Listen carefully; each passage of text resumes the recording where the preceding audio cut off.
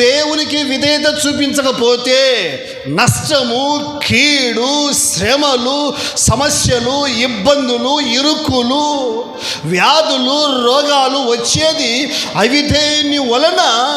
ఒకరిని అవిధేయత వలన నష్టం ఎంతమంది కలుగుతుందంటే దేవుని యొక్క బిడ్డలారా, సంఘములో ఉన్నవారికి, లేకపోతే ఇంట్లో ఉన్నవారికి. దేవుని యొక్క బిడ్డలారా, బైబిల్ మనకు స్పష్టంగా తెలియజేస్తూ ఉంది. ఇదిగో ఒక వ్యక్తి పొరపాటు చేసినప్పుడు, తప్పు చేసినప్పుడు, లేక పాపం చేసినప్పుడు, ఎవరబ్బా ఆ వ్యక్తి అన్నట్లయితే ఆయననా పలానా చర్చి అంటారన్నారా?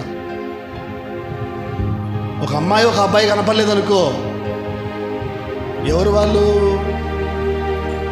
ఫస్ట్ పేరు చెప్తారు, మళ్ళా పలానా చర్చికి వెళ్తారంట వాళ్ళు. అమ్మా ఏమో అనుకుంటే మేము ఆ చర్చి గురించి అంటారన్నారా? ఖచ్చితంగా. దేవునికి బిడ్డలారా, మీకు తెలుసో తెలియదో కానీ బయట ఒక అమ్మాయిని పెళ్లి చేసుకోవాలంటే, ఒక అబ్బాయిని పెళ్లి చేసుకోవాలంటే ఏ చర్చికి వెళ్తారు మీరు అంటారు.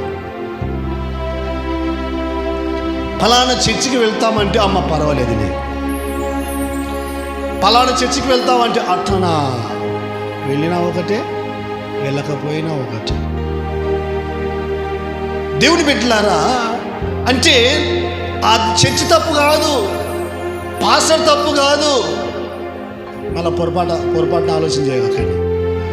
ఆ చర్చికి వెళ్ళి, ఆ మందిరానికి వెళ్ళి దేవునికి బిడ్డలారా బయట చేసే పనులు బట్టి మనుషులు చర్చిలకు, సేవకులకు, పాస్టర్లకు మార్కులు వేస్తూ ఉంటారు.